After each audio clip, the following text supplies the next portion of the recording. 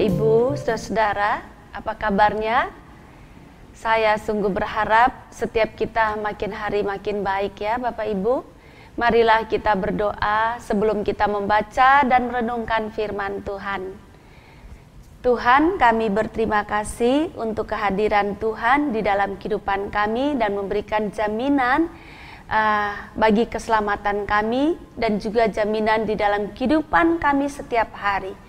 Betapa itu menenangkan kami bahwa di dalam segala hal, di dalam segala situasi, dimanapun kami berada, kapanpun kami berada, Tuhan tetap bersama-sama dengan kami.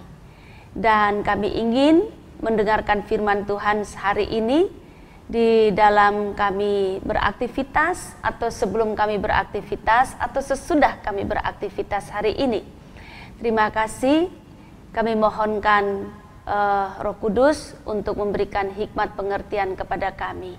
Di dalam nama Tuhan Yesus kami berdoa. Amin. Bapak Ibu, saya mengajak kita untuk membaca dari Injil Tuhan Yesus Kristus menurut Lukas pasal 5 ayat 37 dan 38. Demikian juga tidak seorang pun mengisikan anggur yang baru ke dalam kantong kulit yang tua.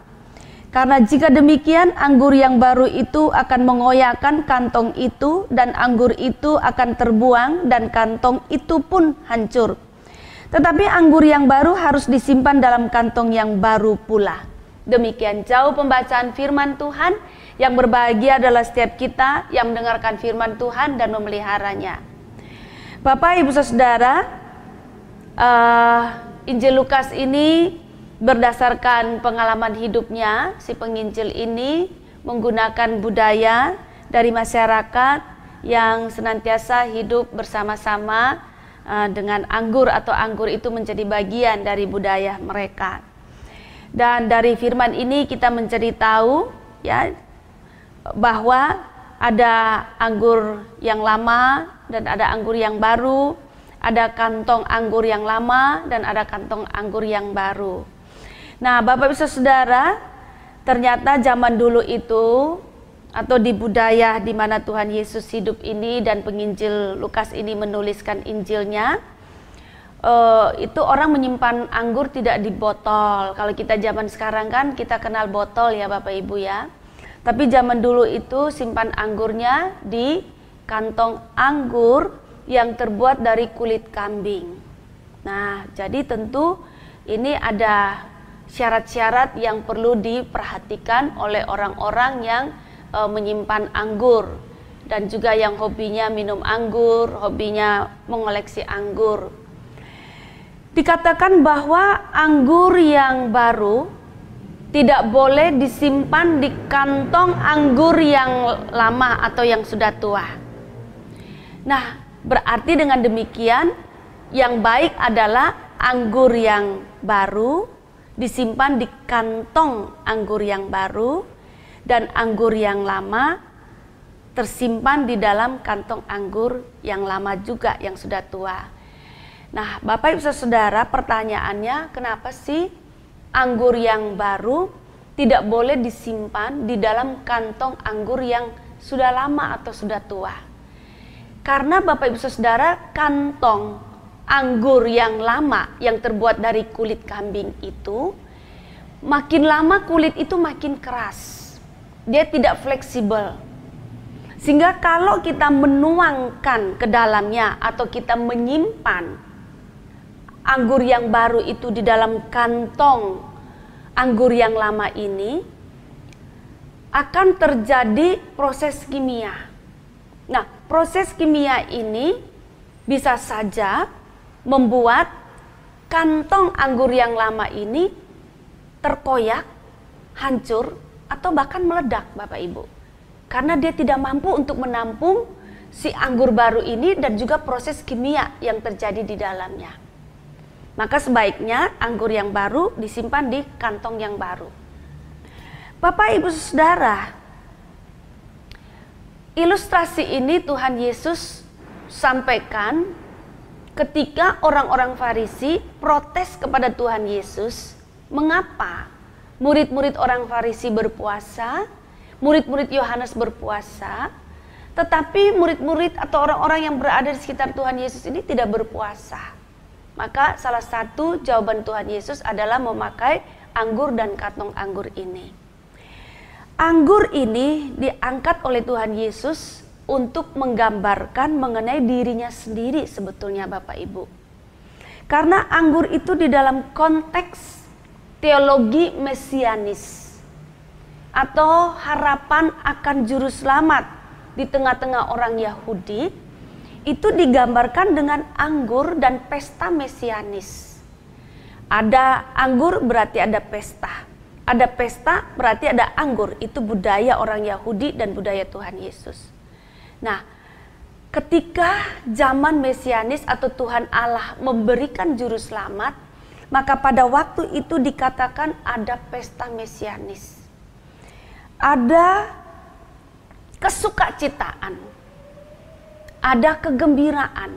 Makanya di atas Tuhan beri contoh mengenai kalau mempelai ada, kenapa sahabat-sahabatnya harus puasa?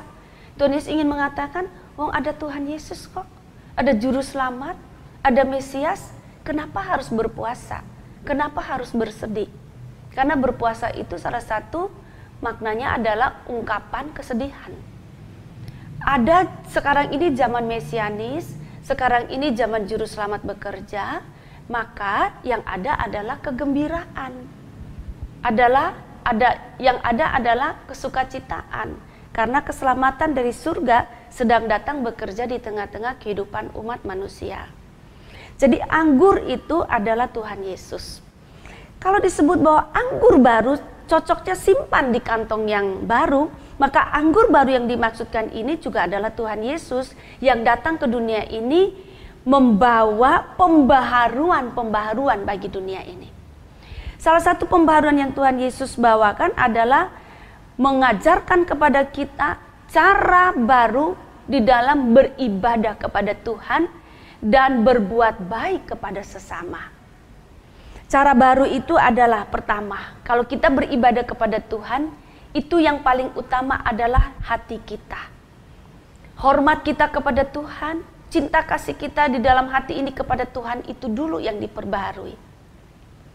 Lalu cinta kasih kita kepada Tuhan, rasa hormat kita kepada Tuhan inilah yang kita ekspresikan di dalam perilaku-perilaku nyata kita.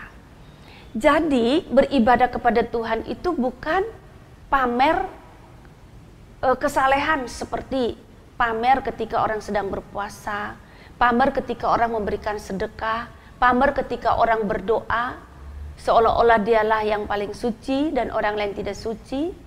Pamer persembahan itu bukan cara beribadah yang benar. Itu cara beribadah yang dilakukan umat pada waktu lama. Maka di dalam Tuhan Yesus ini diperbaharui cara beribadahnya, cara berelasi dengan Tuhan dan cara berelasi dengan sesama. Kalau beribadah kepada Tuhan mulai dari hati, lalu wujudkan itu di dalam perilaku-perilaku ketika berelasi dengan sesama di dunia ini. Jadi katakanlah Tuhan Yesus membawa lifestyle yang baru, membawa cara beribadah yang baru kepada Tuhan dan cara berelasi yang baru dengan sesama. Apa yang baru dengan sesama contohnya? Yaitu Tuhan Yesus mengatakan, kasihilah musuhmu, kasih orang yang memusuhi kita, berdoa baginya, minta berkat Tuhan bagi orang yang berlaku busuk atau membenci kepada kita. Ini kan pada zaman lalu enggak, Bapak Ibu, mata ganti mata, gigi ganti gigi. Siapa baik pada saya baik padanya. Siapa yang jahat pada saya juga jahat padanya. Tuhan Yesus memperbaharui gaya hidup seperti ini. Yang baru adalah yaitu sungguh-sungguh beribadah kepada Tuhan dan wujudkanlah itu di dalam kehidupan kita.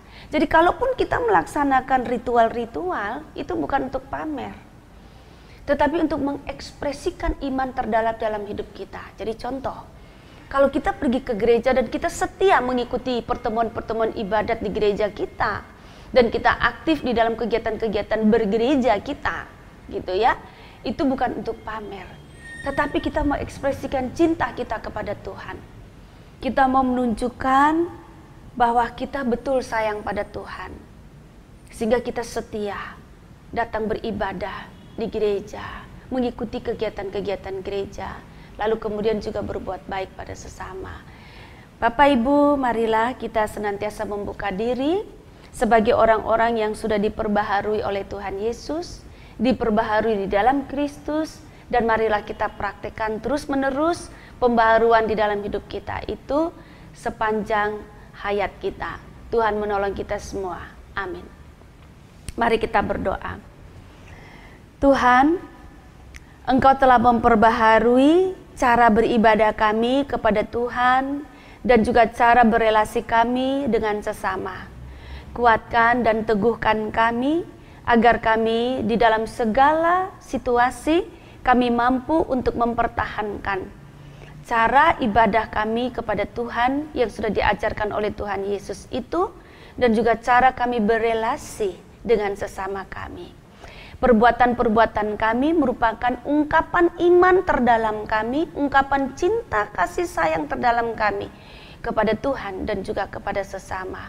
Murnikan kami bagaikan anggur yang murni yang digambarkan dengan kehadiran Tuhan Yesus yang penuh dengan cinta kasih yang murni kepada Allah dan juga kepada kami manusia. Terima kasih, dalam nama Tuhan Yesus kami berdoa. Amin.